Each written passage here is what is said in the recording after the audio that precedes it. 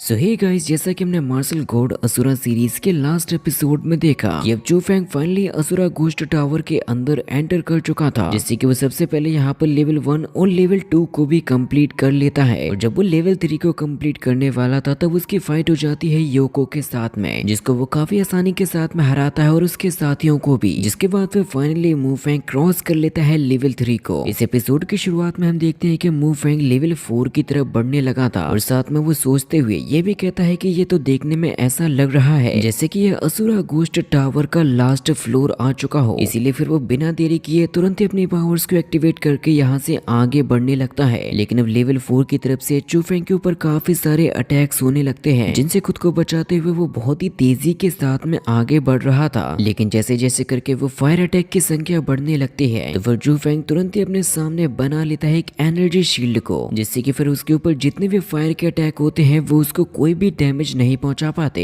जिसके बाद फिर फाइनली चू फैंग पहुंच जाता है 4th लेवल पर। लेकिन इस लेवल का एंट्रेंस पूरी तरीके से लावा से भरा हुआ था, जो चीज उसके लिए काफी ज्यादा शॉकिंग थी, क्योंकि उसको भी ये पता नहीं था कि क्या उसको इस लावा के अंदर से होकर जाना पड़ेगा। जहाँ पर तभी उसको किसी के फाइट करने की आवाज आने लगती है, जहाँ पर असल में फाइट कर रहे होते हैं ज्यूबो और ली फूबैन। लेकिन फूबैन के ज्यादा ताकतवर होने की वजह से मैं माफी चाहूंगा, लेकिन मुझसे ये बात बर्दाश्त नहीं होती कि तुम स्पिरिचुअलिस्ट एसोसिएशन के जूनियर्स में सबसे ज्यादा बेस्ट हो, लेकिन मेरे फ्यूचर क्लेन के लिए तुम्हारा बेस्ट होना सही नहीं है। इसीलिए मेरे भाई तुम्हें आज और अभी यहाँ पर मरना होगा। वो गुस्से के साथ में उसके सिर को अपने पैरों से कुचलते हुए ये कहता है, मैं ये जानता हूँ कि तुम मेरे मुझसे कोई भी गलत नहीं सोचेगा। लेकिन फिर तभी वहाँ पर उसके सामने आ जाता है चू फैंग और वो बू फैंग से ये कहने लगता है कि तुम्हारी टीम के जितने भी लोग हैं उन्हीं में से सबसे बड़े कमीने तो मुझे तुम ही नजर आते हो। जैसे कि फिर बू फैंग तुरंत ही काफी ज्यादा गुस्से के साथ में बढ़ने लगता है चू फैंग की तरफ, जिसको हराने की और उस पर अटैक करने की ताकत उसके अंदर नहीं थी। क्योंकि फिर तभी चू फैंग यहाँ पर लेकर आ जाता है अपनी टाइगर स्पिरिट टेक्निक को, जो कि यहाँ पर बू फैंग के साथ में फाइट करने लगता है। इसीलिए वो चू फैंग से ये कहता है कि अब आखिर ये क्या चीज है। लेकिन फिर चू फैंग तुरंत ही अपने टाइगर की मदद से उसके ऊपर अटैक भी करवाने लगा था, जो कि एक ही झटके में यहाँ पर वू फैंग के इस वॉर्ड को भी तोड़कर रख देता है। जो चीज देखकर बू फैंग के तो हाथ कांपने लगे थे, क्योंकि ये नजारा वाकई में उसके लिए बहुत ही ज्यादा खतरनाक था। इसीलिए वो चू फैंग से ये कहने लगता है कि मुझे बताओ कि तुम असल में हो कौन। तो चू फैंग उससे ये कहता है कि कुछ और नहीं बल्कि मैं तुम्हारी मौत हूँ। जैसे कि फिर बू फैंग चू फैंग से ये कहता है कि अगर तुमने मुझे मार दिया